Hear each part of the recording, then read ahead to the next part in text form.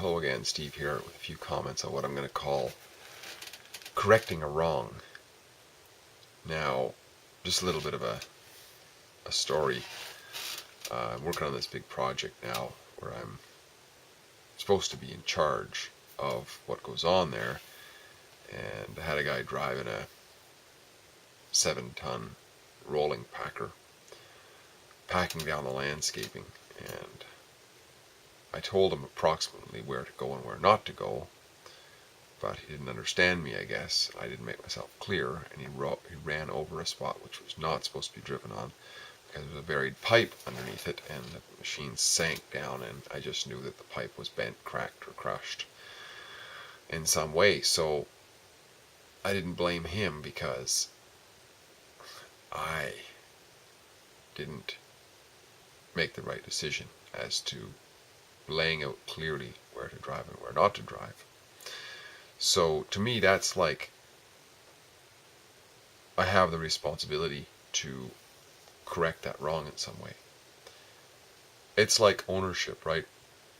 If we build a birdhouse, we can say that we own it because our labor went in there. If we write a letter, we can say that that's our letter, our words. Well, it's the same with our misdeeds, right? If we commit murder, we own that murder.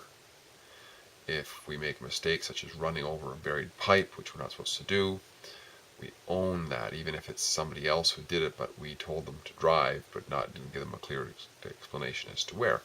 So that was my situation.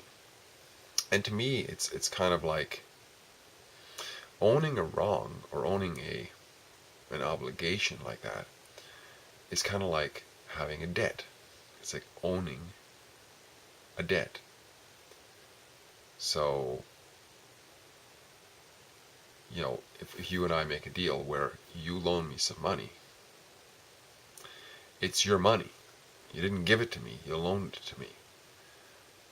So now I own that obligation by my promise to pay you back on the terms of the loan. And it's correcting. I wouldn't say necessarily it's a wrong, but it's kind of analogous to that. It's like a debt. In this case, I have a debt to fix that pipe, to make it right, to bring it back to the way it was. So, and I think that, owning up to those situations as best we can actually contributes to our quality of life, because we have a sense that we've done the right thing, that we followed through along with the natural course of things, right? We didn't hide from it. We stood and faced the truth, and we in that way go with the flow of the way things ought to be naturally, right? When the wind blows, the leaves move. It's because that's the way they ought to, because of the physiology and so on. Well, it's not quite the same because it's more subjective, but it still is true in a way. If we build something, we own it. If we destroy something, we own the effects of that destruction, because we're responsible for ourselves, and therefore the conscious aspects of ourselves we own as well. If we're sleepwalking and piss in the honey pot, well, we don't really own that because our body was operating, but we had no conscience. Same thing if we have some sort of a mental breakdown or completely unconscious and punch somebody in the nose. Well, nobody, if they can be proven, is going to possibly, in their right mind, accuse us of owning up to that action, because we were completely unconscious of it, out of control.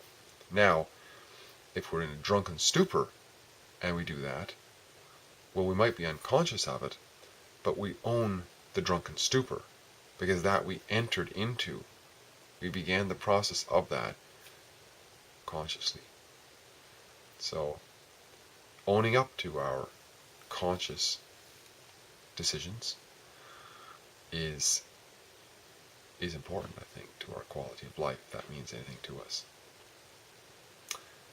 Steve here again with a few comments. One man's opinion once again on righting a wrong. What do you think? Great chatting. Talk again soon. Bye for now.